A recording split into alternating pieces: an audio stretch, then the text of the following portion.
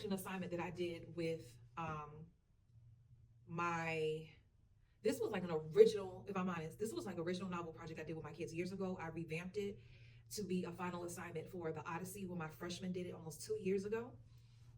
So what I did was, so far, since I've been here since October 1st, my first day was actually the following Monday, we have read The Wait by Daniel Clayton, we have read Eraser Tattoo by Jason Reynolds, and we have read Home for the Holidays by Desiree Cooper, which is all in common lit. And all of these are potential breakup stories.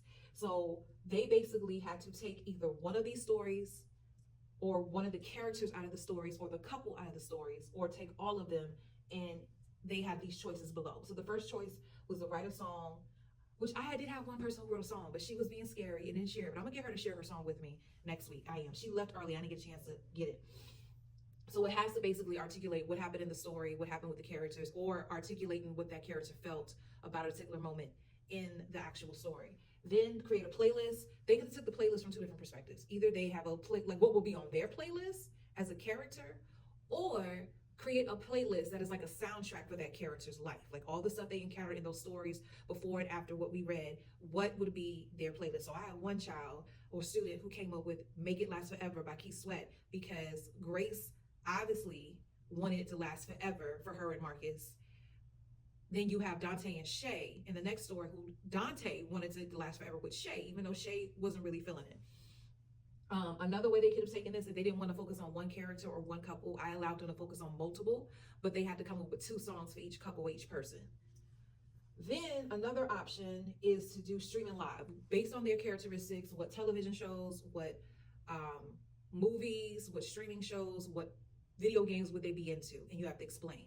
Some of them struggled with this, so I allowed them to mix option 2 and 3 together, where literally they had some shows and they had some songs. Like one of my students was able to relate Grace and Marcus. I can remember the name of the couple, but a couple from High School Musical. Then the last option was to take a character and then tell me how they are similar and alike another character in either a movie or a television show or a book that you have read. But they had to do at least 3 comparisons about how they are like them and they're not like them. I didn't have too many who did that. Most of them stuck to the playlist, and I did have a few who did do this. So what we did in some classes today and yesterday's, we have what's called a listening party, where they had to fill out this form. So with the listening party, they had to tell me what period they were in, whose project are you evaluating, or whose assignment you're evaluating. One is, first you had to explain how your song or your show comparison, you had to explain that. Like I picked Make It Last Forever because in the book, Dante really wanted Shay forever. Like he didn't see himself breaking up with her. Okay, so then I would play the song, and sometimes we'll have to read the lyrics because sometimes they got it and sometimes they didn't. And then the student had to rate. I don't see the connection. They didn't do a good job of explaining it. Or 5, they did explain it well and I see the connection. Or 3, I see the connection, but they didn't explain it well.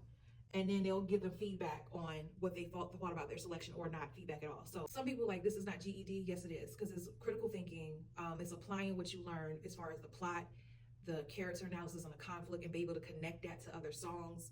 It's a lot of connections, a lot of standards are being covering. And then I require them to write it out, which is practicing their writing skills. So it's a lot that was covered, and it's a fun lesson. This is not something you want to do with every single story, but it's definitely something you can incorporate at least 1 or 2 of your lessons throughout the school year.